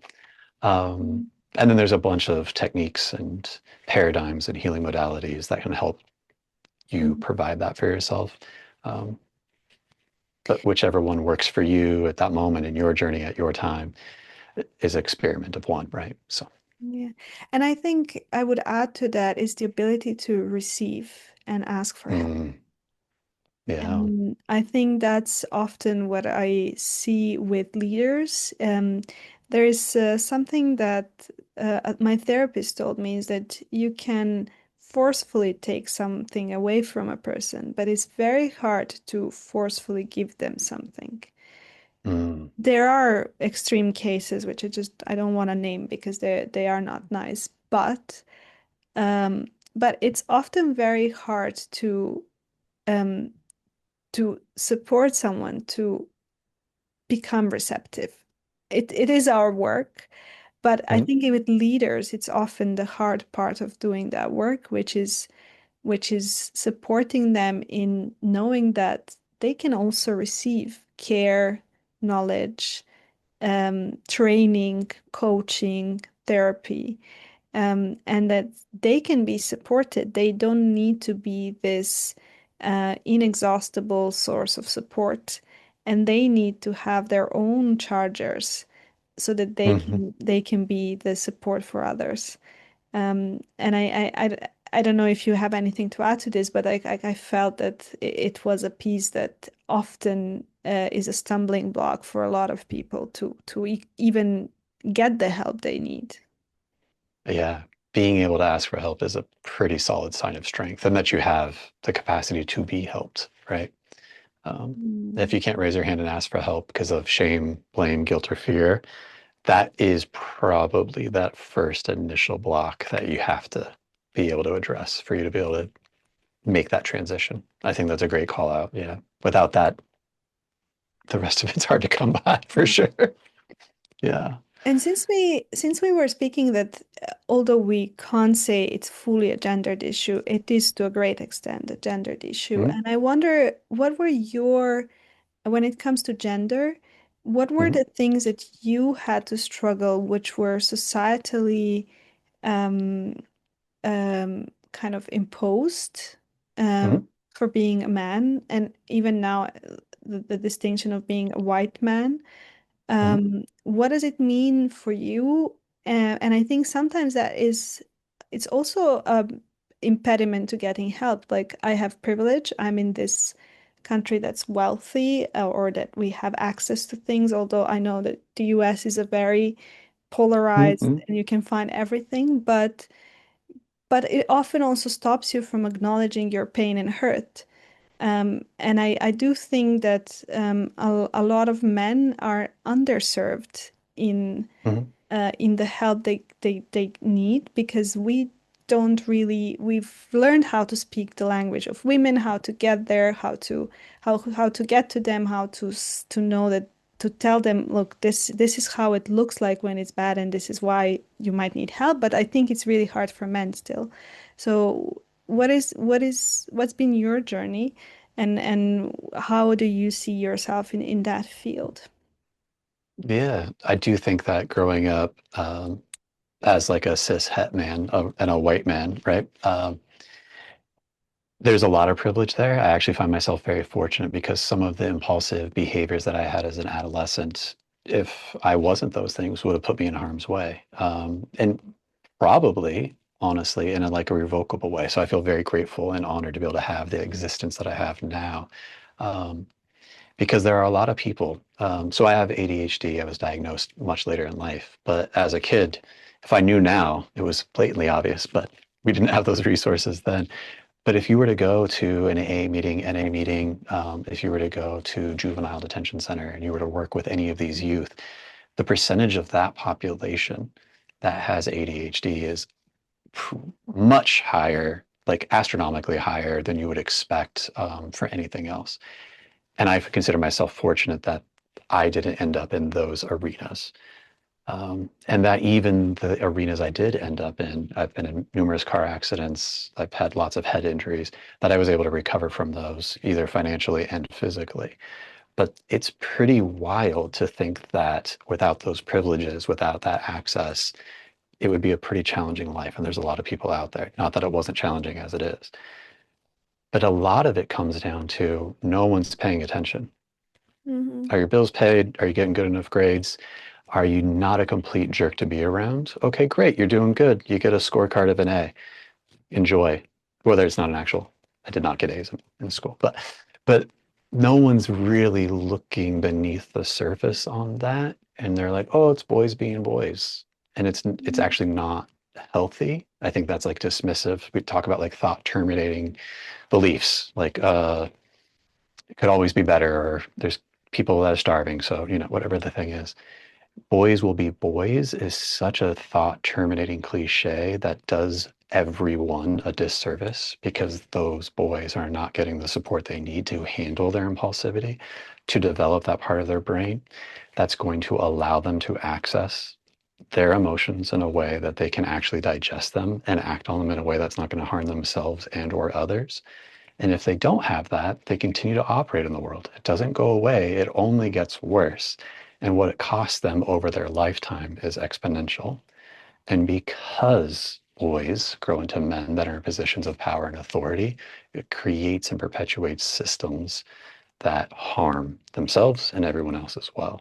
And so it's really challenging to see that now on the other side. But there isn't a lot of resources out there. Mm. And if I think there was something like if we took 15-year-olds and 25-year-olds and shipped them off to war and none of them came back, the world would be a much, much less violent place.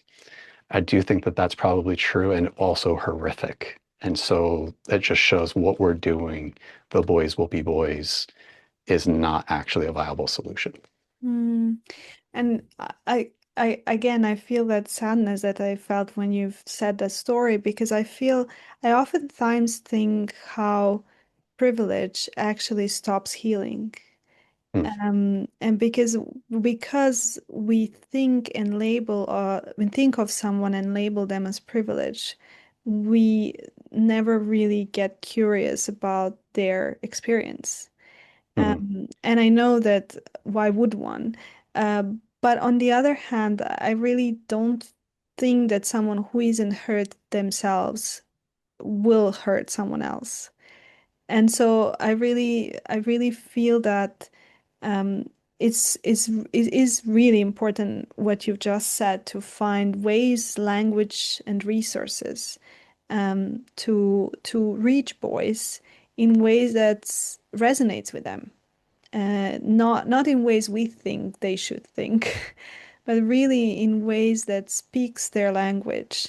And I think that's our responsibility as society and as adults, and especially I think ours as therapists, to find language that will speak to the population that is underserved, but just because we don't really know how to approach them yet. And that's why I think it's partly why I was very interested in speaking with you because knowing your story and knowing the tribulations you've gone through, I think that there is maybe a chance that some one boy or one young man will see this mm. um, and maybe at least start reading, and then who knows. But what would you have wanted to hear as a boy, or what would you have wanted people to see more, um, so that maybe you could have you would have been then on a different path. It's a great question. I don't have a well thought out answer. It would have been nice to know that you're not alone, right? And Mm, that, yeah, you're not the only person that feels this way. And it is hard. And it's absolutely okay mm, to feel this way. Yeah. mm, mm. Thank you. Thanks for the vulnerability of this conversation. Yeah. Um, is there anything that you feel you still want to add, or anything that you want to ask me, or anything that's been left unsaid? Not that I can think of right now. Yeah. Hmm.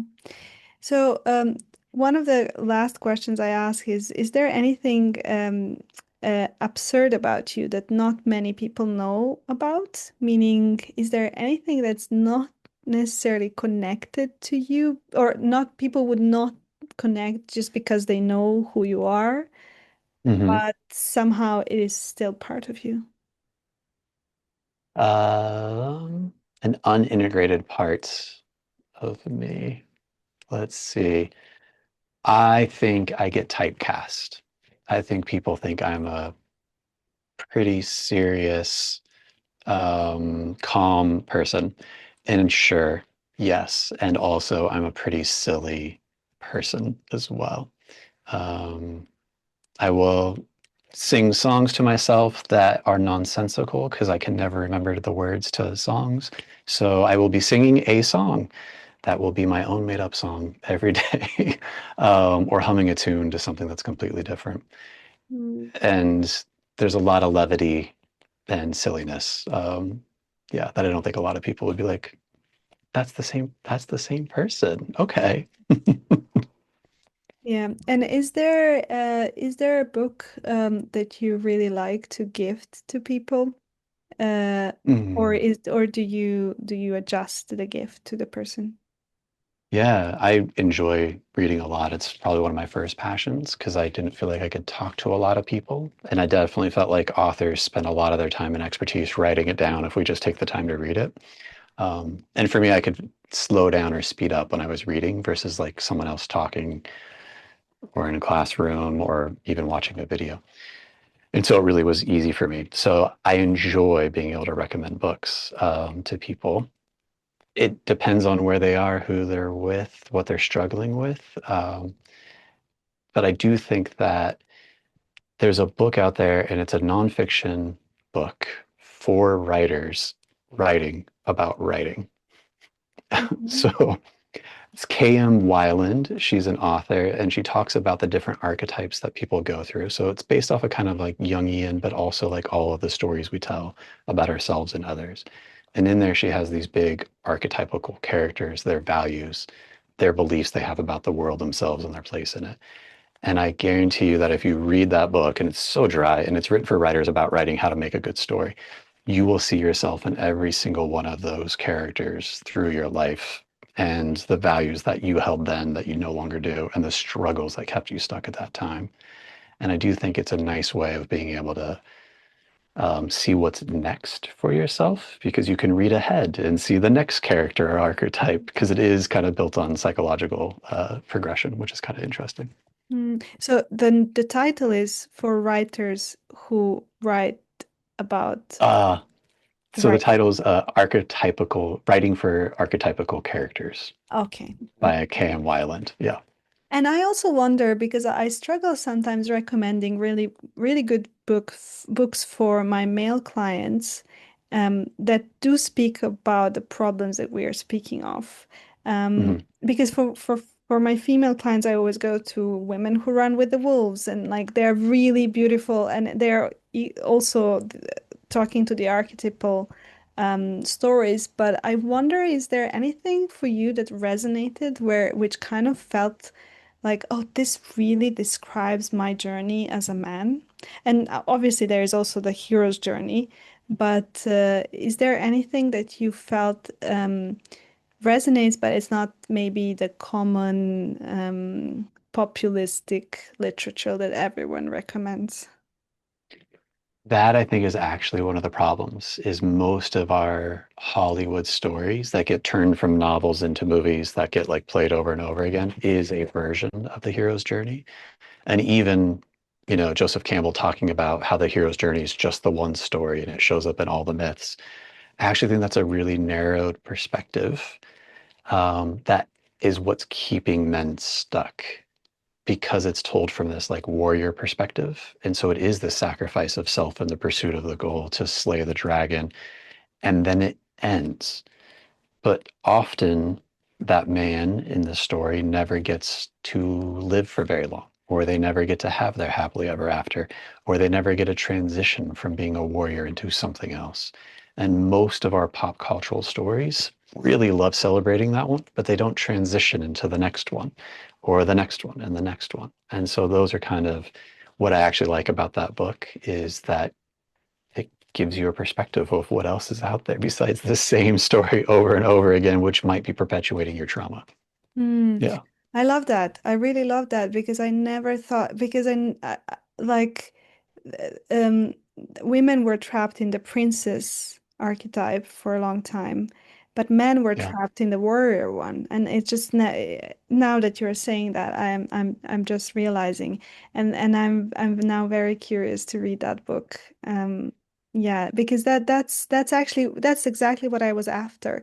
I was like I really wanted the people I work with to be able, and I don't know if you, when you read that book, but when I was reading Women Who Run with the Wolves, I really lived through each archetype, and I really needed to read it slow because it was Mm. coming in my life as I was reading it.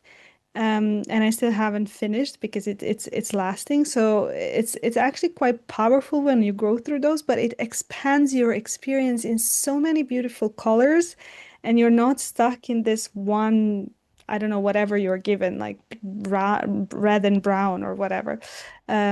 So I wonder how was that experience for you? For me, it was kind of interesting to see. the values of other archetypes out there. Because I do think that if you scroll on social media and you watch TV and you read books, all of them are that story. And it doesn't matter what genre you're in. If you're reading Ender's Game, which is like, or Harry Potter, so we have like fantasy and sci-fi. It doesn't matter if you're reading a nonfiction book about the soldiers in a very real scenario. It doesn't matter if you're reading a nonfiction book about leadership of a company. And it doesn't even matter if you're reading about a female leader in a company.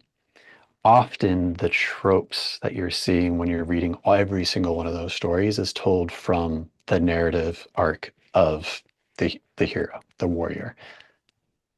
And that's probably great if you're at war. Yeah. But I have never been at war. And so if we're not at war and I'm not at war with myself, uh-oh, what do we do if we don't have an archetype for something else other than that? Mm. And I think that is challenging to find because I think we've been so stuck in that for so long. We have a really long history of a lot of examples of that. Mm. And now I'm curious, is there a movie that you've actually seen? Now that you're speaking of this, I really don't know of a movie that would create a different narrative. Yeah, there's some out there that kind of side skirt it a little bit. There's a movie Sloane where she's like a political operative in DC talking about policy behind the scenes. It's pretty Machiavellian, but it's not one of those archetypes. She's kind of almost a jester, which is a little bit different of an Mm. archetype. That's the center of the story. But yeah, it's really hard to find. It's really hard to see. And Mm. even we'll cast women in movies like Sigourney Weaver in Aliens is still the hero's journey. She just happens to be a woman, right? Yes. Yeah. Yeah. And so it's really hard to find. It's almost like the Bechdel test where it's like, can two Yeah. women be friends in a movie? I don't know. Like, does it pass that test? It's like, can we have a story without a hero and a warrior in it and still have a different archetype showing up? Yeah. It's really challenging. Yeah, we have to make it. And I think it's the reason is it's just doesn't have that tension that people are used to. And it might be boring, but I really hope we'll start making boring movies. Yeah. I feel like we've covered everything. How would you like to end, and what would you like to leave the audience with? Yeah, if someone wants to reach out, they can reach out on LinkedIn if they want to be really professional. It's Gnosis Therapy. It's a silent G, so it's Gnosis. Or they could follow me on Instagram if they want to be more creative and see some of that stuff on there. But it's also my website and it's also my email. So if they want to reach out, yeah. If they think any of this is interesting or they want to share it with someone that they think might find it interesting, that would be great. Yeah. Thank you really again for reaching out, for your time, for your curiosity, and for your openness. It's been really enriching. Awesome. I'm so glad to be able to share it and have such a safe space to do that. So thank you for providing that.